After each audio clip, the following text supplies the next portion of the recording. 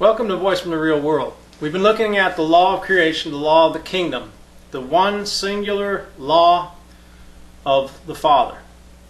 And we're looking in the text of chapter 7, section 2, and we're going to look at verse 4, or paragraph 4 this time. It says, laws must be communicated if they are to be helpful. Now, in your creation, everything was given. So you didn't learn, and there's no learning in heaven. We covered that last time. So you know how to function in this law.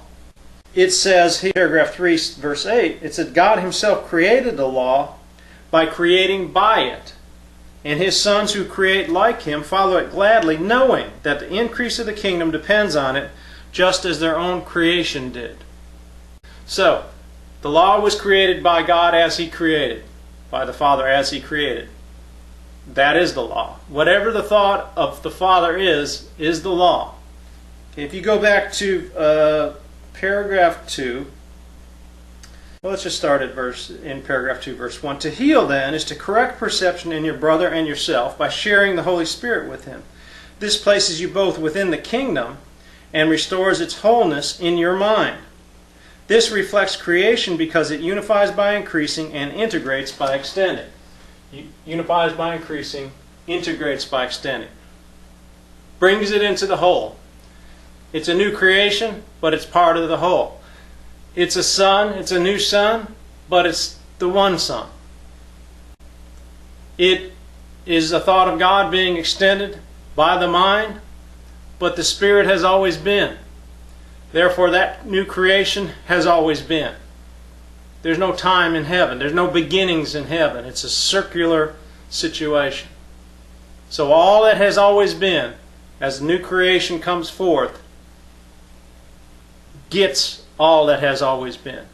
There's a verse in, I believe it's in Revelation, in the Bible, it says, behold, I create all things new. Okay, well, why is it new? How long is it new? In time, by the time I got the word new out, it's no longer new. Kind of like the kids at Christmas.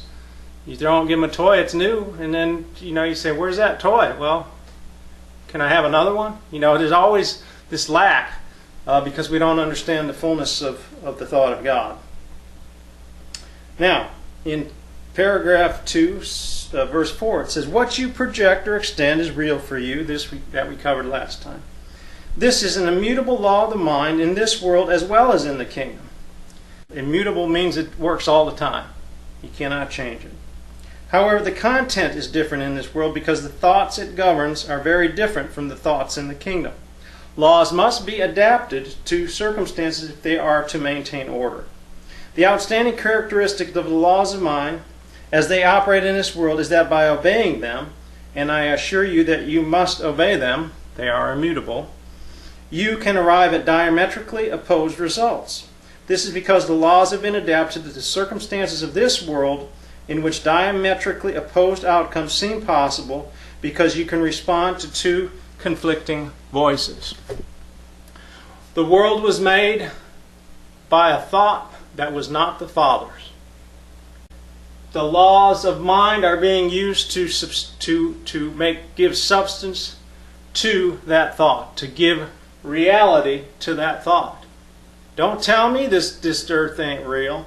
Don't tell me this stuff that's going on ain't real, because I know it's real. Of course you do, because you projected it and you believe what you project. So the Holy Spirit is returning us to a heavenly thought.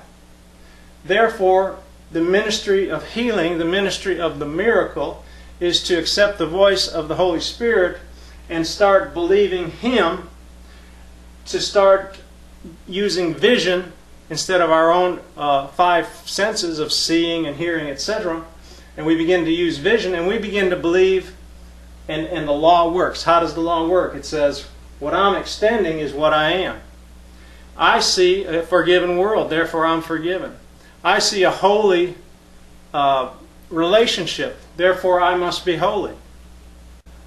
That is how it works. I see all as one. I've unified by increasing, and I've integrated and brought all into me, into the Son. I've returned your sonship. That's the miracle. That is as close to creation that you can come within the world of perception, within the thought of perception. You cannot create in perception because it's not. There's nothing real about it because it is not the thought of God. It is not the original thought of the Father. It is not connected to spirit, the spirit thought of the Father. Therefore, it is not real. So, that is what this course is all about. It's going to show you, because we made teaching and learning and we made a complicated mess, we get a 1,200-page book. Because if you open the book and all it said is you are as God created you, period, done, you wouldn't believe it. You need a 1,200-page book to seem complicated, to bring you back out of all the complication back to God is, therefore I am. God extended Himself. I am the Son. Then I am the same as my Father. And that's what this course will bring you back to. That's what no other path will bring you to as fast as this course can. And that's why I'm a teacher of A Course in Miracles and not another path. There are all kinds of paths.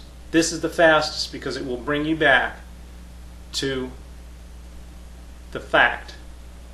Not an opinion, not an interpretation. The fact that nothing ever happened. You are as God created you. See you next time. For more information about Voice from the Real World, please feel free to visit our website at www.voicefromtherealworld.org or send us an email at voicefromtherealworld@yahoo.com. Thank you for watching.